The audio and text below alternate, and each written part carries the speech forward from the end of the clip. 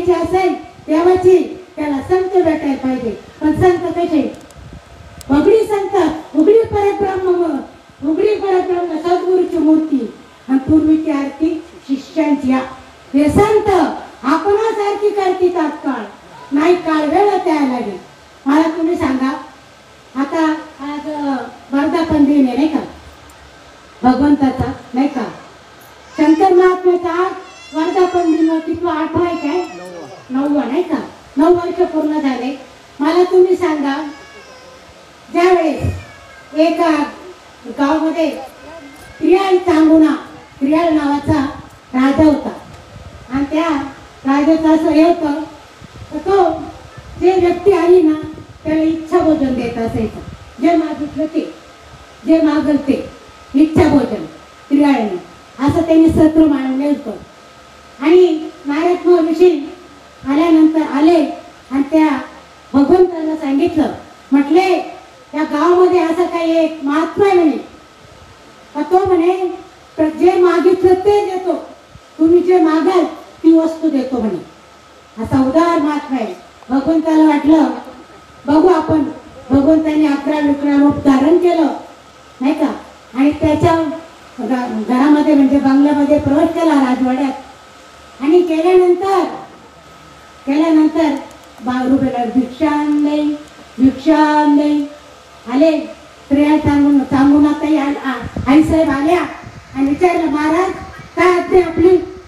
त्यावेळेस त्यांनी सांगितलं, म्हटले आम्ही तुमच्याकडे भिक्षा मागायला आलो. म्हटले जी आम्हाला भिक्षा पाहिजे ती तुम्ही द्याल का?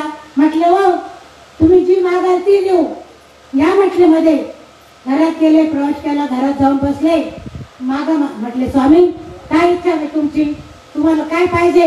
म्हणे मला इच्छा भोजन पाहिजे. ते असं कसं पाहिजे? तो म्हणे मला मांस पाहिजे, मला मांस पाहिजे म्हणे. ठीक आहे म्हटले, काय हरकत नाही. मग तुम्ही म्हणते मांस पाहिजे पण कसं पाहिजे? तुम्ही बाजारातून विकत आणून द्याल, ते मला नको, ते नाही पाहिजे म्हटले मला. मग कोणतं पाहिजे मांस? मला तुमच्या घरातलं पाहिजे म्हणे. तुमच्या घरातलं मांस.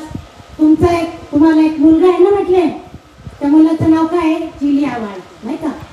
त्या मुलाचं मला मांस पाहिजे. ठीक आहे म्हटले, काय हरकत नाही. उदार अंतकरणाचे होते, इच्छा भोजन देणारे होते, मागितलं ते काय हरकत नाही म्हटले. ठीक आहे म्हटले या. पण म्हणे बघा तुम्ही मला म्हटले जा घेऊन नाही म्हटले. मी काय वागरे काय म्हटले? त्या मुलाचं बाहेर नेऊन मांस करून त्याचं एका खायला, ते तुम्ही स्वतः त्या तुमच्या हाताने त्या मुलाचं मांस काढलं पाहिजे, तुमच्या हाताने ते शिजवलं पाहिजे, तर मी इच्छा भोजन करेन. देव बघा, देव अगदी परीक्षा घेत असतो राजा. माझ्या महात्म्याने नाही घेतली. संत उदार बरले अनंत भांडार नाही का? देव परीक्षा घेतो. आणि मग म्हटले ठीक आहे. त्या मुलाला बोलवलं. आल्यानंतर त्या मुलाचं ते मांस काढलं आणि मांस काढलं आणि शिजवलं सुद्धा बघा. म्हटले महाराज त्या आईचा जीव होता, तिने काय केलं, मुलाचं मांस काढलं पण डोकं बाजूला ठेवलं. एकुलता एक मुलगा होता.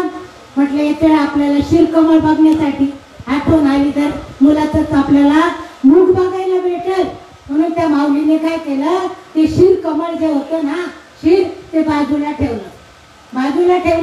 म्हटले महाराज चला आता बसा जेवायला. सगळं झालं राजा. म्हटले मी एकटा नाही जेवणार, तुमच्याकडे काय अशी पद्धत आहे का पाहुण्याला जेवायचं घरातल्यांना नाही जेवायचं? तुम्ही पण माझ्या पंक्तीला बसा, काय हरकत नाही म्हटले. बसले पण जेवायला. त्रियाळ महाराज होते, त्यांना संकोच वाटला पण सांगून नाही सांगितलं. हे बघा म्हटले 9 महिने माझ्या पोटामध्ये मी त्याला वाढलं त्या बाळाला वाढवलं. आता आपल्या ताटच घ्यायला काय हरकत आहे? काय हरकत नाही, बसा म्हटले. तुम्ही पण बसा. ज्यावेळेला ताट वाढले, ज्यावेळेला बसल्यानंतर पुन्हा महाराजांनी देवांनी सांगितलं. म्हटले बघा तुम्हाला किती मुलं आहे? म्हटले एकच होतं. म्हणे आता नाही का? मग तुम्ही मी पुत्री के म्हटले. तुमच्या घरचं अन्न कोण खाईल? मी पुत्राच्या घरचं आम्ही अन्न सेवन करत नाही. मग जसं चेहऱ्याला डोळे नसले तर त्याचा काय उपयोग आहे नाही का? डोळे नसले तर त्या चेहऱ्याचा उपयोग नाही. तसं मी पुत्रकाच्या घरी आम्ही अन्न सेवन करत नाही. म्हटले महाराज तुम्ही किती सत्व बघणार आहेत, आमचं एकुलता एक बाळ होता तो तुमच्यासाठी भोजनाला दिला, आता दुसरं कुठून आणणार नाही का. देवाला आश्चर्य वाटलं, खरंच असे महात्मे नाही का. देवाला आश्चर्य वाटलं आणि म्हटले तुमची काय इच्छा आहे. म्हटले बघा माझी काय इच्छा नाही. म्हटले महाराज माझा एकुलता एक बाळ होता तो तुम्ही आता हे केला, तर आम्ही तुम्ही सांगितल्याप्रमाणे आता तुम्ही जर युनुक जाऊन गेले तर लोकांना आम्हाला सुद्धा पुत्रिक म्हणतील, आमचं सत्वय जाईल, आमचं मोलय गेलं, आमचं सत्वय गेलं नाही का. देवाला फार वाईट वाटलं. म्हटलंय बघा तुमचं सत्वय जाणार नाही, तुमच्या बाळाला हाक मारा. हाक मारल्यानंतर बाळ पुन्हा धावत धावत आलं. देव सुद्धा परीक्षा घेतो, पण संत महात्मे उदार असतात नाही का. ते काय मला तुम्ही सांगा, माझ्या महात्म्याने किती जणांची परीक्षा घेतली. अरे घरी येऊन सगळं केलं, घरी आले नाही का. देव घ्या कोणी, देव घ्या कोणी, ऐका आला घर पुसून नाही का. देव न लगे आम्हा, देव न लगे आम्हा, आम्हाला देऊ नको नाही का. 1 कोटीचा बंगला बांधला एका ग्रस्ताने. मग गेलं वास्तुशांतीला बोलवलं. गेल्यानंतर आम्ही गेलो, त्यांनी आम्हाला सांगितलं हा बेडरूम आहे, हा किचन रूम आहे, इथं गॅलरी आहे, इथं आमचं सगळं दाखवलं. म्हटलं तुमचं देवघर कुठे आहे. म्हणजे देवघरच तेवढं नाही. मग तो का बंगला पेटवायचा आहे काय. हा जिथं देवाला जागा नाही तो बंगल्याला काय चाटायचं आहे का. अहो देव कुठे आहे.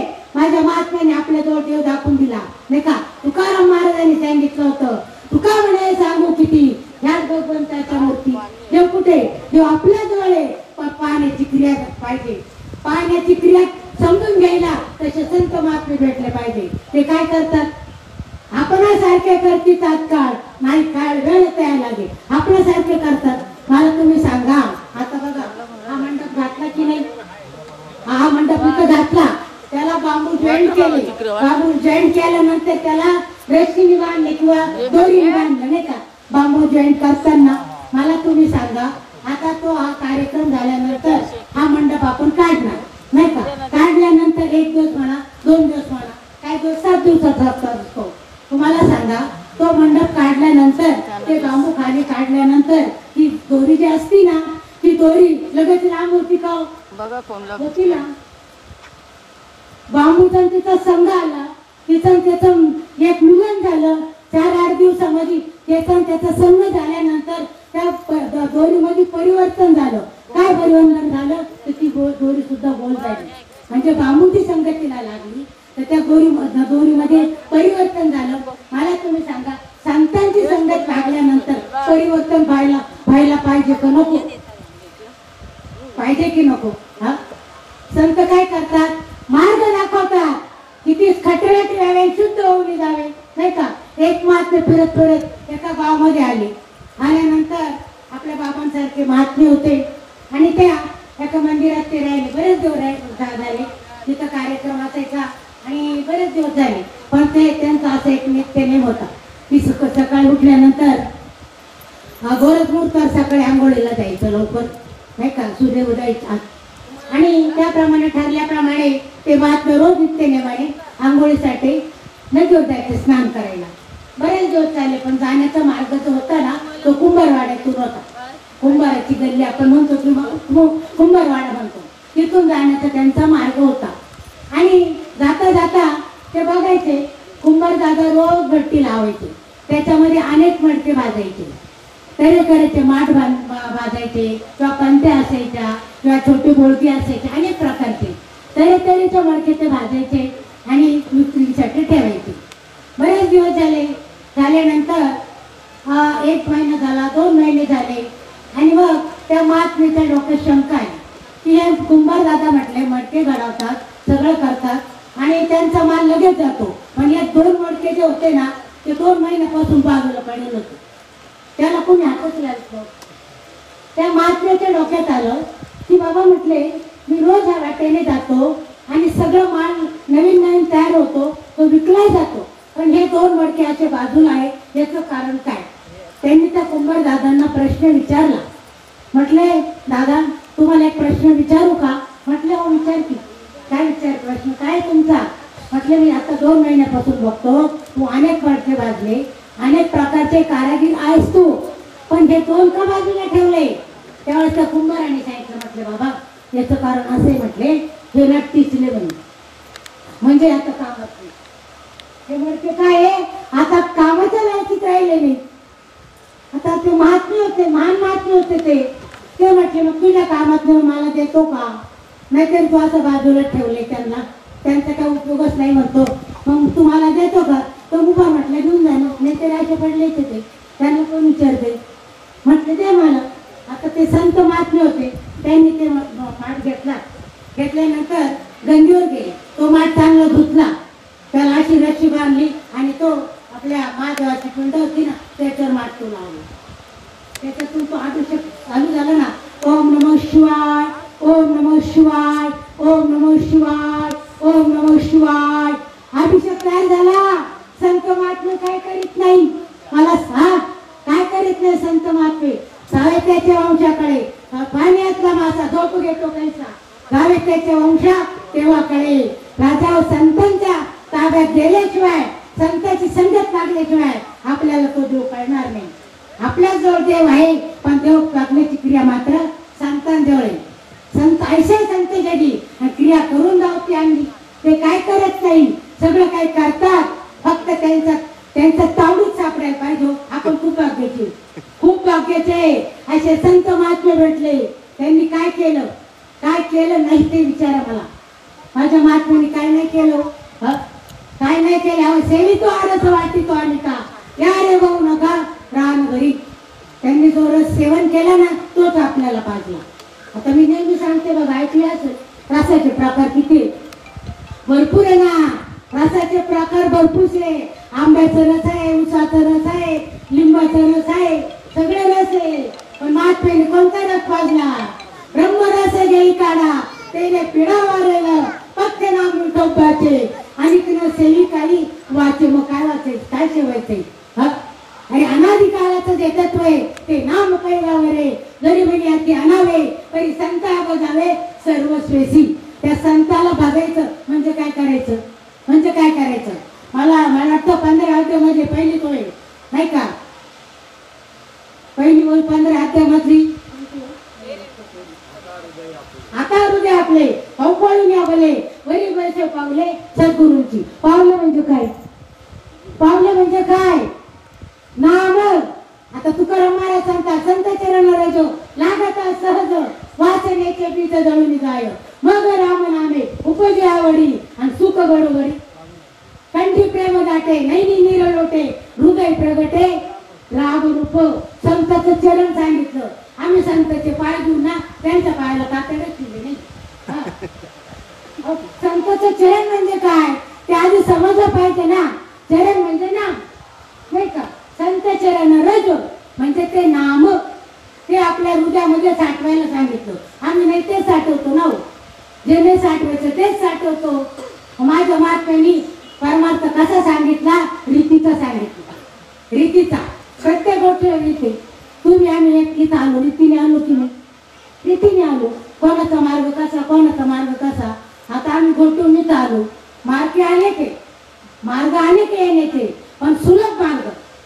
आता मला पुण्याहून येता आलं तरी तुमच्या दिवाला येता आलं असतं, पण तो उलटा मार्ग होता ना नाही का. किंवा पुण्याच्या लोकांना काही तुमच्या दिवाला यायला गोठून उलटा मार्ग होता. संतांनी मार्ग सोपा सांगितला नाही का. तुका म्हणे सोपे आहे सर्वनी शहाण तो घरी येतो येथे. मग शहाण पाहिजे इथं का म्हणायचे पाहिजे जातीचे, वेडे गबाळ्याचे काम नाही. मग वेडे गबाळ्यांनी कुठं जावं? त्यांना जर देवाची प्राप्ती करत घ्यायची आहे मग वेड्याने कुठं जायचं? वेडा झालं, वेडा गेलो. हा वेड्याच्या गावात गेलो. आम्हा पुसू नका काही आणि माणसाचं नाही. मग कशात आहे, कशात आहे मग तुम्ही?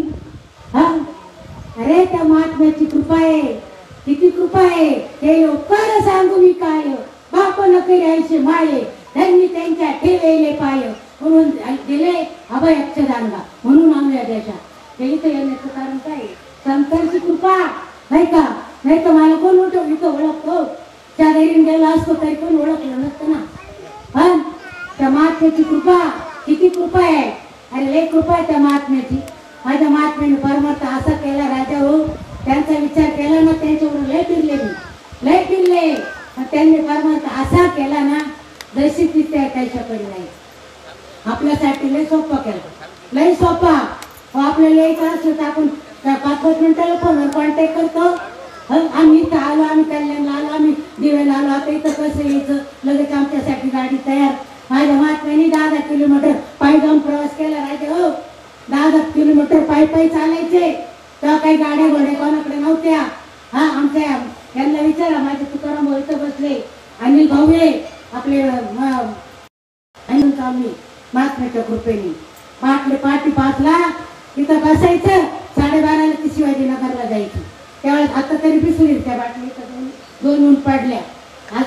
तेव्हा माझे महात्मे विसरले, घरातूनच बाटली न्यायची पाण्याची, आणि घरातूनच काहीतरी करून न्यायचं, थोडंसं काही पळवे, कुठंतरी थांबायचं ते खायचं गाडीत. असा प्रवास केला. एक वेळचा प्रवास तुम्हाला सांगते महाराज.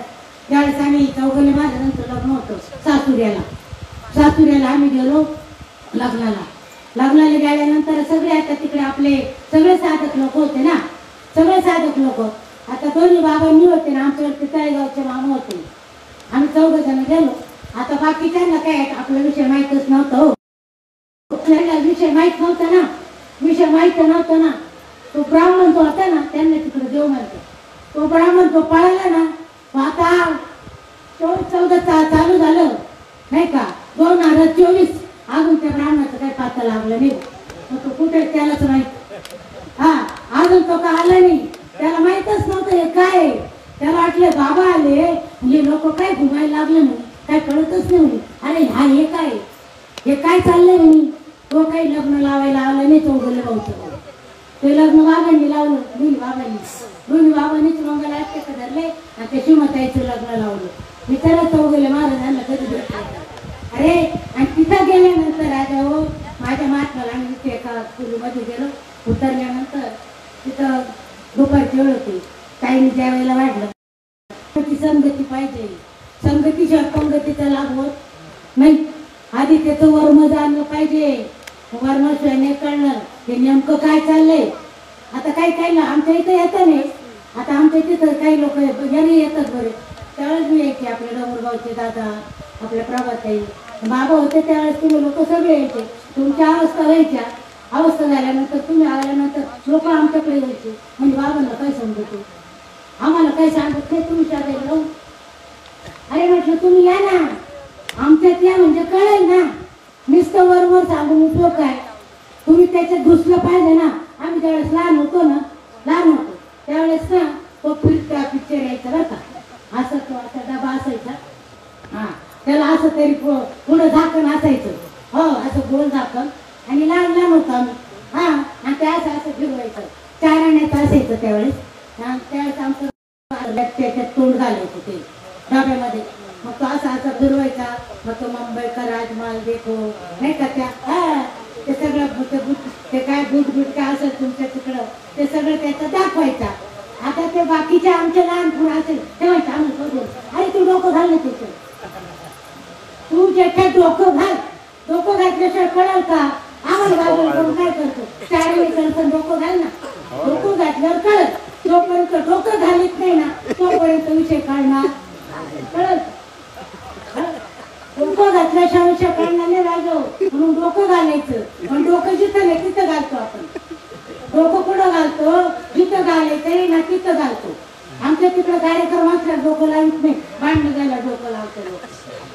तुमच्या गावाचं मला माहित नाही, माझ्या गावात आमच्या गावाची रीत तुम्हाला सांगते. आमच्या तिकडं भांडणं झाले का कोणालाच बाहेर बोलायला लागत नाही, लोक ऑटोमॅटिक बाहेर येतो. हा, आपलं कीर्तन प्रवचन चालू द्या, लोक त्याला लावून बसत. हा, पण जिथं डोकं लावायचं तिथं लावत नाही. असंच चाललंय जगात असं. मला एवढे भाऊ भेटले ना, नारायण भाऊ सारखे, तुकाराम भाऊ सारखे, आपले दादा सारखे सगळे भाऊ भेटले ना माझ्या गावात. त्यांच्यावर मी नसते फिरले, मला पण ओळखलं असतं. त्यावरून गेलं असतं तरी काही ओळख नव्हती. संतांच्या संगती मनोमार्गती आपला श्रीपती येणे पंथ नाही का, तो पंथ धरायला पाहिजे, ते वर्म कळायला पाहिजे. वर्म कळायल्याशिवाय देव प्राप्त होणार नाही. देव आपल्या जवळ येते. आपल्याजवळ आहे की नाही देव? देव कुठं गेला? आपल्या जवळ आहे ना. मग त्याची क्रिया बाबांनी माझ्या एकदम सोप्या भाषेत सांगावं. बाई भाकरीच्याच पिठात पापूड आहे, आपण भाकरी थापतो की नाही, त्याच्यात पापूड आहे, पण तो कुठून आणून लावायला लागत नाही. भाकर जोपर्यंत शेकायला लागत नाही तोपर्यंत पापुडा दिसणार नाही. भाकर लावायला पाहिजे का नको? शेकायला लावायला पाहिजे ना. पण आपण त्यात चालते ना गॅसवरच पाहिजे. प्रवाचं सांगायचे वांग्यामुळे देठ का देठामुळे वांग? कोणामुळे? ते कोणाला सांगत होते? अरे आपल्याला सांगत होते. पण आपल्याला वाटतं त्यांना अरे नाही मॅडम आपलं साक्षी होत होते, आपल्याला सांगत होते, पण आपण कळून घेतलं नाही. तमावलींच्या प्रतिज्ञा केली होती, हे मराठी याच्या नगरी ब्रह्मविद्येचा सुकाळ करी देणे देणे चुकवरी हो नाही का. त्यांच्या पाठवर मुक्ताबाईंनी मांडे घातले, त्यांना काही दापेच काही बंगले बिंगले काही खरेदी करता येत होत नव्हते. करता येत होते पण केलं का? का नाही केलं? का नाही केलं? आता जाऊन पहा ना. तर तिथं 2 वाजता 12 वाजता म्हणे माऊलीला जेवायचं राहतं ना, म्हणून 2 तास तिथं मंदिर बंद राहतो. 2 तास. अरे ज्यावेळेस हय्यात होते ना त्यावेळेस त्यांच्या याच्यामध्ये धुळीमध्ये कोणी पीठ नाही टाकलं, पीठ नाही टाकलं, कोणी एवढं भाकरीचे तुकडे नाही टाकले, शेण टाकलं. त्यांच्या अंगाचा स्पर्श झाला ना चुकून इंद्रियावरून त्यांना आंघोळीला जायची परवानगी नव्हती. जरा झाला स्पर्श कदाचित आंघोळ करून येत होते, आंघोळीला जात होते लोक. आता त्यांच्या नावाखाली काय चाललं? आता पोट भरून राहिले. अरे ज्यावेळेस संत असतात ना त्यांची कीर्ती त्यावेळेस कळत नाही. त्याच्यानंतर तुकाराम महाराजांचा अवतार झाला. मला सांगा तुकाराम महाराजांना कोणी ओळखलं होतं? तुकाराम तुकाराम नाम घेता काटेचे मग ऐसा तू कोणता समजतो त्याने तुला पुरुषार्थ. आणि माझ्या बाबाला कोणी ओळखलं? त्यांना काय माहित नव्हतं का? त्यांना काही येत नव्हतं. ते पुरुषार्थ सिद्धी चौथी घेऊन आपल्या हाती निघाला. पंथी गुरु पंथी आपला निघाला पंथी देतो नाही का. अरे त्या महात्म्यांनी ऐशी कीर्ती केली. काय कीर्ती केली? अरे कधीच घरी थांबत नव्हते बाबा. फक्त तुम्हासाठी त्यांचा जीव चुकायचा रे. माझ्या लेकरांसाठी जायचं, माझ्या पोरांसाठी जायचं, माझ्या यांच्यासाठी. आणि मला वाटतं महिन्यातून 1-2 दिवस कधीतरी घरी बसले ना तर त्यांचा विषय तोचायचा असायचा. मला वाटतं 15 दिवसातून 3 आठवड्यातून कधीतरी दोघं बाबा घरी येत होते. पण आल्या जाताना ना भाऊ त्यांची एक बॅग असायची.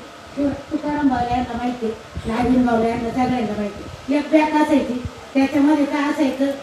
2 शर्ट, 2 धोत्र, 2 ते अंगातल्या कोपऱ्या आणि ते एक मला वाटतं डबे असायची चुन्याची. चुन्याची नाही भुक्याची डबे असायची. एवढी संपत्ती त्यांच्याजवळ असायची.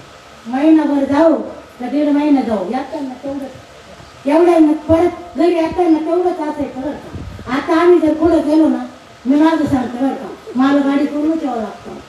कारण सामानच तेवढं वाढतं ना. तेवढं वाटून द्या. नारळ सुद्धा कधी घरी आणत नव्हते, आम्ही नारळ सुद्धा घेऊन जातो घरी. आता नारळाचा 20-25 रुपये आमच्याकडे रेट वाढले ना आता. महाराजांचे नको वाढायला. अरे संततेची संत, संत कोणाला म्हणावं? बाबा म्हणायचे अरे राजा हो हे आमचं नाही आहे, हे आमचा माल नाही.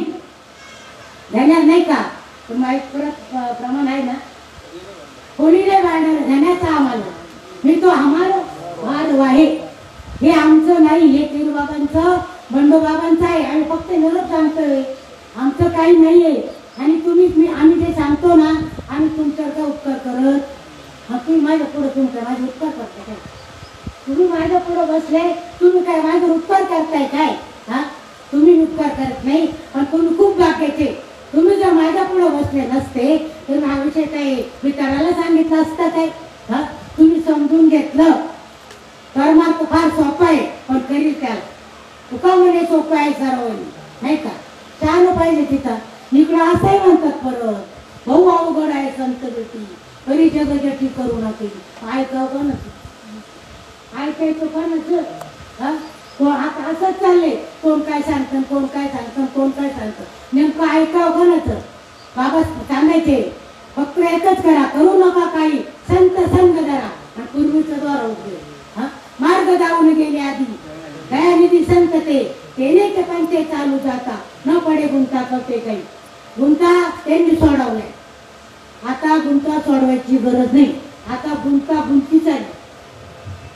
गुंतागुंती त्यांनी सोडवली. आपल्याला काही सोडायची गरज नाही. पण संत महात्मे भेटले तर आपल्या जीवनाचा सार्थक होईल. त्याच्यावर चार दूर फिरायला जाऊ. पण आता त्यावेळेस गाड्या बंदच होत्या नाही का. तर म्हटले आता पायी प्रवास करावा लागेल. म्हटलं काय हरकत नाही.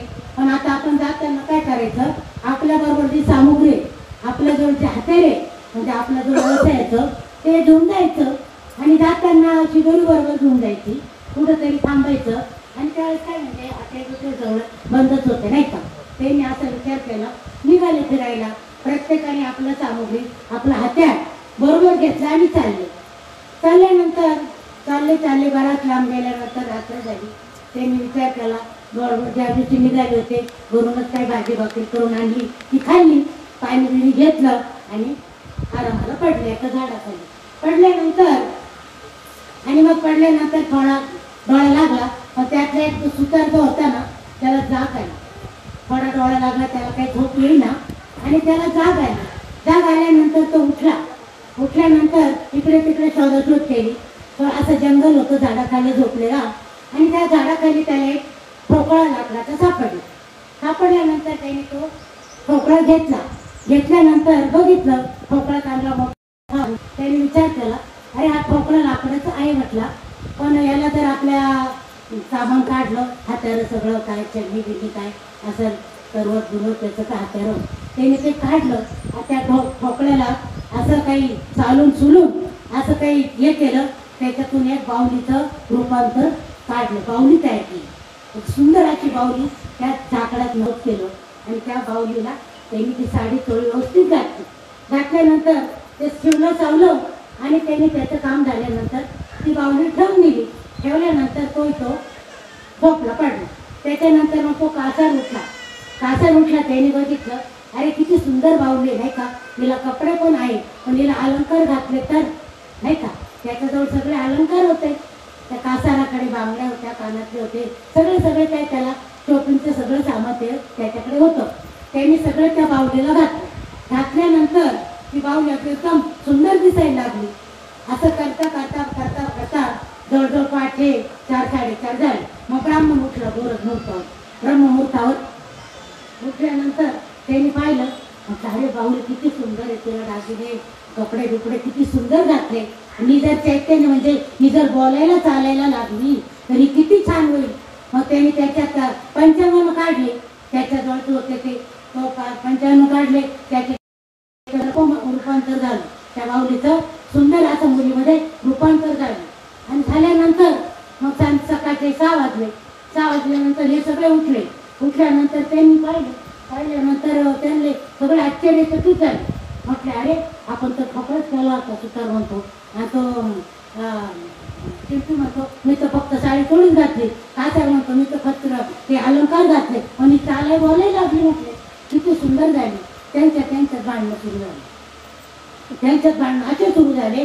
आता ही बाहुलीची लग्न करायची त्यांचे असे भांडणं सुरू झाले नाही का. सुरू झाल्यानंतर त्यांच्यात वादविवाद निर्माण झाला. गावातले लोक चालले होते बाहेर फिरायला. तर ते म्हटले इथं काय मला चालले म्हटले बघू जरा. गेल्यानंतर बघता तर म्हणे काय गोंधळ आहे कसले भांडणं चालले तुमचे. मग त्यांनी सांगितलं असं आहे म्हणे. मग त्या सुतार होता त्यांनी सांगितलं एक ठोकळा पडलेला होता त्याच्यातून या बाहुलीला तिला म्हणजे म्हाताऱ्यांनी साधून सगळं तिचं पाहिजे तेवढं ठेवलं. बाकीचे सगळे काढून तिला चांगली बाहुली तयार केली. तो शिंपी म्हटलं मी तिला कपडे घातले आणि तो कासार म्हटलं मी अलंकार घातले. तो मग ब्राह्मण म्हटला जर तुम्ही सगळं हिला घातलं पण तुम्ही याला सजीव केलं ना. ती त्याला बोलायला लागली. मग माझी ती म्हटले ही मी तिच्याशी लग्न करणार. तर मग ते आता गावातले लोक म्हणे तुम्ही एवढं भांडणं करण्यापेक्षा ना तुम्ही एक काम करा. आमच्या गावात कुरगुलू तिथं खेडेगावात असायचे. म्हणजे त्यांच्या न्यायनिवाड्यानं हे करतील नाही. तुम्ही तिकडे त्याला तुमचे भांडणं घेऊन गेले बा सगळे गेल्यानंतर तिथं कुरगुलूंना सांगितलं असं झालं नाही. आता तुम्ही आता न्यायनिवाडा काय. आता मीच तुम्हाला प्रश्न विचारणार आहे आता या चौघांचे भांडणं झाले होते. मग ती नेमकी ती स्त्री जी होती ती कोणाची असायला पाहिजे? मला आता प्रश्नाचं उत्तर तुम्ही द्या. तुमचं काय म्हणणं आहे? काय म्हणणं आहे? मला तुमच्याकडून ऐकायचं वाटतं.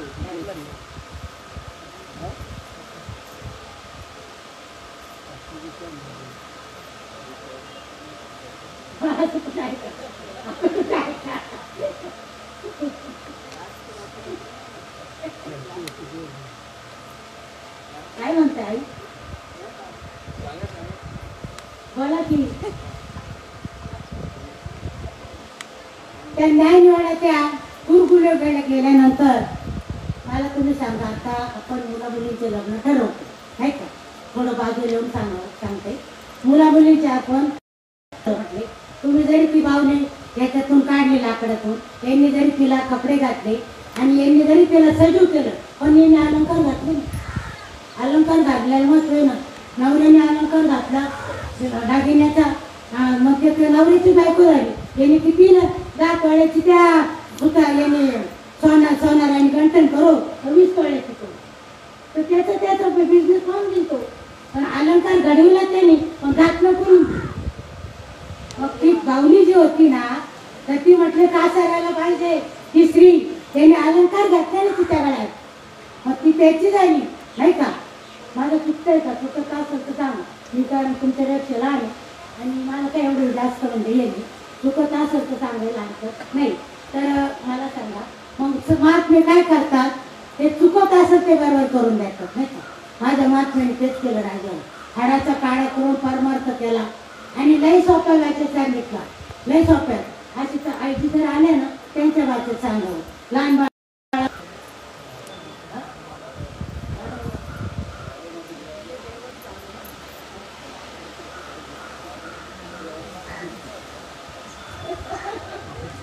नाथ महाराजांनी कोणाला पाणी मग तो गाडवाला पाहिजे. अरे गाडवाला नाही देवालाच पाणी पाहिजे. जे ओळखला नाही का, ओळखीला आली साठविला पोटी होता त्याच्या भेटी दुःख कैसे. जोपर्यंत देव साठवीच नाही ना, तोपर्यंत देवाची ओळख होणार नाही. तुकाराम महाराजांना, आपलं नामदेव महाराजांना कोण देव दिसला, पण कधी कळला? आधी कळला होता का? मिळाला होता, पण कळाला होता का? देव मिळाला होता? मिळाला नव्हता. त्यांच्या हाताने देव धुवत होते, देव दूध पित होते, सगळं काही करीत होते, पण कळले का? कधी कळाले? कधी कळाले?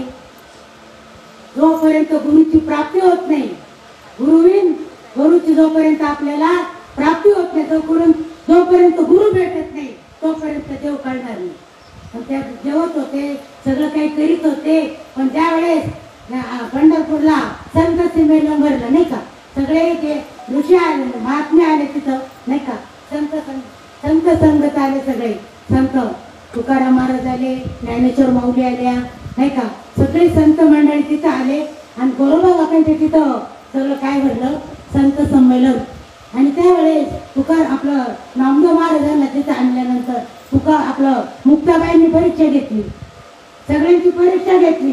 पण ज्यावेळेस सापडलं नामदेव महाराजांच्या, मी कसं काय कोराय, तर देवांनी सांगितलं, म्हटलंय हे बघ नामा, मी तू जरी मला देव घालतो, मी जरी तुझ्याशी बोलतो चालतो, पण तुला माझ्या स्वस्वरूपाची ओळख होऊन घ्यायची असेल, तुला संत म्हणजे तुला सद्गुरूच करावं लागल. ज्या ज्ञानोबा माऊलीला कोणी त्रास दिला होता? किती त्रास दिला? पीठ सुद्धा टाकून दिलं नाही, त्यांनी जोड्या झटकून टाकल्या. त्या विसोबा खेचरला देवाने एवढं काही उंच स्थानावर नेऊन बसवलं का ते नामदेव महाराजांचे सद्गुरू झाले. एवढं संतांची कृपा अगाध आहे, पण कळेल त्यालाही. म्हणजे संतांना सगळं कळतं राजावर, संतांना काय कळत नाही, पण ते कळून देत नाही.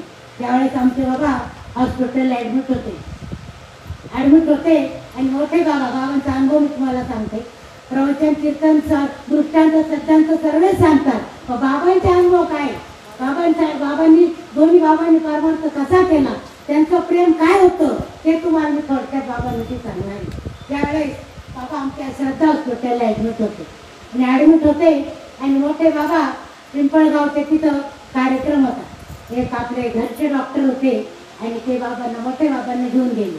किंवा बाबांचा काय बाबांना जायची इच्छाच नव्हती, बाबांची परिस्थिती पण जाण्यासारखी नव्हती. तर बाबांना आग्रह करून त्यांनी तिथं नेलं. नेल्यानंतर बाबा तिथं गेले, कार्यक्रम झाला. मी आता बाबा नाशिकला आले. नाशिकला आल्यानंतर तिथं बाबांना भेटायला आले. त्यावेळेस मला वाटतं आई होत्या, बाबा होते आणि त्यांचा मुलगा होता. तिघजण होते आणि हॉस्पिटलमध्ये मी होते, आपले बाबा होते आणि आपले एक दोन बघितलं होते. तर दोघं बाबांची घट्ट मिटिंग मारलेली होती आणि दोघं बाबा काय बोलले काय नाही सांगता येणार दोघं बाबांचं काय बोलणार. आणि 4 वाजवल्यामध्ये गेले. म्हटलं बाई आता आम्ही जातो किंवा काम कर. म्हटलं काय बाबा, बाबांना वेळेवर औषधं वगैरे द्यायचं बरं का, बाबांना चांगलं सांभाळ बरं का. मोठे बाबा मला असे म्हटलं. हो बाबा, हो बाबा म्हटलं. तर बाबा बसले. म्हटलं बाबा बसा ना, मी चहा करते. नको तुला माहिती आहे ना बिगर दुधाचा चहा घेतो. म्हटलं करील ना मी बिगर दुधाचा. नको नको चहा बी काही नको, आता आम्ही जातो आणि बाबांकडे नीट लक्ष दे बरं का काही. म्हटलं हो हो देईल. आणि मला काय वाटतं 8-15 दिवसांनी ती घटना झाली. ज्यावेळेस मोठे बाबा गेले, सकाळची वेळ आदल्या दिवशी घटना झाली घाटकोपरला. आणि घाटकोपरला शनिवार होता त्या दिवशी. शनिवारी घटना झाली आणि घटना झाल्यानंतर आमचे बाबा हॉस्पिटललाच होते. हॉस्पिटलला तिथं होते आणि संध्याकाळी वाघुलीची गाडी आली, आपल्या दवाखान्यामध्ये आली. तिथं दुपारी घटना झाल्यानंतर मला रात्री त्या दिवशी फोन आला. कुठून आला? नाशिकचे एक साधक शिंदे म्हणून, त्यांच्याकडे फोन आला. तर म्हटले काही हॉस्पिटलमध्ये फोन आला. म्हटलं काय झालं? म्हणजे तुम्हाला काय कळलं का? म्हटलं नाही. मग काय झालं? तर म्हणे आपल्या मोठ्या बाबांचं असं असं. म्हटलं नाही हो नाही, माझा भाऊ सकाळीच येऊन गेला, आमची गाडी तिथं गॅरेजला लावली होती म्हटलं नाशिकला. भाऊ सकाळीच आले, ते तर काही बोलले नाही. तर म्हणे हा म्हणे पण तुम्ही ना काही बोलू नका, मला न घरून फोन आला म्हणे, पण तुम्ही कोणाजवळ काही बोलू नका. पण त्यावेळेस ती घटना अशी झाली राजावर. त्यावेळेस मला ज्यावेळेस त्याचा फोन आला त्यावेळेस माझ्याजवळ 4 साधक पुण्याचे होते. एक पिंगळे भाऊ, एक डॉक्टर होते आपले, एक पिंगळे भाऊ होते, एक सुतार काका होते आणि एक आपले साधक, असे 4 जण हॉस्पिटलमध्ये होते. आणि ते घोटीला जाऊन बाबांना बाबाची परिस्थिती पाहून बाबांना गाडीत बसून ते बाबा घाटकोपरला आले आणि ते नाशिकला आले. पण मला काय माहित नव्हतं. तू काय गावात करू नको, बाबांची परिस्थिती आम्ही पाहिली, पण बाबांना तिकडे जाऊन काय झाले आम्हाला माहीत नाही, पण तू आता शांत राहा असं म्हटल्यानंतर काहीच बोललं नाही बाबा. आम्ही गप्पच बसलो. पण रात्री मी एक गाडी आली, तिकडचे आपली मदर वगैरे आले सगळे लोक. आल्यानंतर मग डोंगरगावचे दादा त्या गाडीमध्ये होते, ते डायरेक्ट घोटीला आले. घोटीला आल्यानंतर तिथं मच्छर डॉक्टर होते आपले घोटीला. आणि मग दूध सकाळी चर्चा झाली. आता बाबांना म्हणे घोटीला आणायचं दवाखान्यातून, आणि दवाखान्यातून घोटीला आणायचं. मोठ्या डॉक्टरांचा मला सकाळी फोन आला. म्हटले काही आपल्याला बाबांना घेऊन घोटीला यायचंय. तर डोंगरगावचे दादा आले यायला गाडी घेऊन. तर म्हटले आता घोटीला जायचे काही. तर म्हटलं दादा मी काही बाबांना घेऊन घोटीला येणार नाही, कारण त्यांना हाडांचा प्रॉब्लेम आहे म्हटलं. आणि आम्ही डॉक्टरांना विचारलं तर डॉक्टर म्हटले माझी जिम्मेदारी नाही, उद्या बाबांना त्यांना हाडांचा प्रॉब्लेम आहे, त्यांना काय झालं तर मी त्याला जबाबदार नाही. म्हटलं डॉक्टर कसे म्हटले? तर म्हटले बघा काही म्हटले डॉक्टर मला म्हणतात हे बघा काही म्हणे आता मोठे बाबा तर गेलेच नाही, आता कधी ना कधी आपल्या बाबांनी गोष्ट कळल्याशिवाय राहील का? कधी ना कधी कळणारच आहे ना, महिन्याने म्हणा 2 महिन्याने म्हणा कधीतरी गोष्ट बाबांना कळणार आहे. पण त्यावेळेस आपण बाबांना जर सांगितलं त्यांना काय वाटतं, मग आपण काय करायचं? पण आपल्या नशिबाने आमच्या मोठ्या भावांना फोन केला. म्हटलं आम्हाला असायचं म्हणतात. हा म्हणे ठीक आहे काय हरकत नाही, आपल्या नशिबाने ना जे व्हायचं असेल ते होते. आज नाही उद्या कधीतरी गोष्ट होणार होती, पण बाबांना त्यांच्यापासून दूर नको करू म्हणजे घेऊन ये बाबांना. मग दादा घ्यायला आले. दादाने डॉक्टरांना विचारलं. म्हटलं डॉक्टर तुमच्या याच्यावर काही नाही, जे आमच्या नशिबाने होईल ते होईल.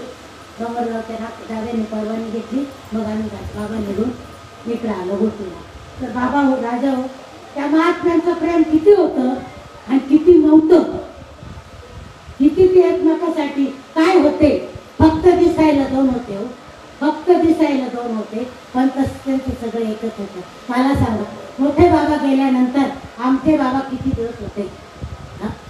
माहिती आहे मंडळी, आहे माझ्याकडं. त्यावेळेस खिडकाळेश्वरला कार्यक्रम व्हायचा ना, माझे अरविंदराव खूप छोटे होते, खूप छोटे होते. आज मला खरं सांगू का, मला पुण्याला कार्यक्रम होता, माझ्या छोट्या भावाचा मला फोन आला. तो फोन असा आला ना, जिवाळ्याचा फोन होता होतो. मला म्हटले, ताई तो कार्यक्रम जाऊ दे तिकडं, मला तू इथं पाहिजे, तू मला इथं आली पाहिजे. मला ते काय माहीत नाही. आधी चेतन भाऊंनी फोन केला, त्यावेळेस मी भाऊंना सांगितलं, म्हटलं भाऊ त्यावेळेस ना मला तारीख आहे तिकडं गणेश भाऊ त्यांच्या गावाला मला जायचं आहे म्हटलं. तर आर्यन भाऊंना 5 मिनिटांनी आर्यन भाऊने मला फोन केला. म्हटले काही ती तो कार्यक्रम राहू दे तिकडं, पण मला तू इथं पाहिजे, मला तर बाकीचं काही काम नको. अरे तो फोन किती जिव्हाळ्याचा होता, किती प्रेमाचा होता. हां, अरे असे भाऊ मला भेटले राजाओ, खरंच काय त्या महात्म्याची कृपा सांगते. खरंच ते नसते तर तुम्ही मला भेटले नसते, त्यांच्यामुळं तुम्ही आम्ही आहोत. किती काय त्यांचं सांगावं राजाओ, किती सांगावं, किती नाही सांगावं. त्यांचं किती जरी वर्णन केलं तरी माझी वाचा आपली पडते राजाओ. फक्त त्यांच्यानंतर सुद्धा मला आता मोठ्या बाबांना जाऊन 24 वर्ष झाले नाही का, 24, आणि आपल्या बाबांना आता 25 पूर्ण होतो. मला एकही क्षण असा वाटला नाही की माझे बंधू राजे मला कधी विसरले नाही. हो, कधीच नाही. मला माझ्या वाढदिवसाची आठवण राहत नाही. माझ्या आठवण नव्हतं, सकाळीच मला फोन येतो, मीच त्यांना विचारते, हो फोन, हां मग मला माहिती आहे, मला माहिती आहे तुमचा आज वाढदिवस येतो. खरंच त्या महात्म्याची कृपा आहे, म्हणून आज तुम्ही आम्ही या क्षेत्राखाली आलो. आणि अशा महात्म्याच्या मी खरंच मला भाग्याची समजते का त्या महात्म्याच्या पोटी माझा जन्म झाला. खरंच त्या महात्म्याने, दोन्ही महात्म्याने मला खूप जीव लावला. माझ्या वडिलांनी तर लावलंच, माझे वडील तर माझ्यावर प्रेम करतीलच हो, पण माझे जे मोठे बाबाचे होते ना, ते सुद्धा खूप मला त्यांनी प्रेम दिले. त्यांचे उपकार माझ्या त्यांना कधीच पिकणार नाही, कधीच नाही. अजून सुद्धा त्यांचं नुसतं नाव वर्णन जरी केलं ना तरी अंगावर काटा येतात राजा. खरंच महात्मे होऊन गेले, असे होणार नाही हो. गेले दिगंबर ईश्वर राहिल्या त्या कीर्ती जगामध्ये राजा हो, त्यांच्या कीर्ती जगामध्ये राहिल्या. आणि त्यांच्या कृपेने खरंच आज हा परमार्थ जो आहे ना, हा परमार्थ माझ्या या भावंडांनी खूप खूप जोराने चालवला. खूप आज दिव्याचं वर्णन केलं ना, खूपच दिव्यानी अनेक दिवे लावले, अनेक दिवे लावले राजा हो. त्यांची उपमा करण्याला माझ्यावर शब्दच नाही. त्या दिव्याने अनेक दिवे पेटवले. असे काही दिवे त्यांनी लावले ना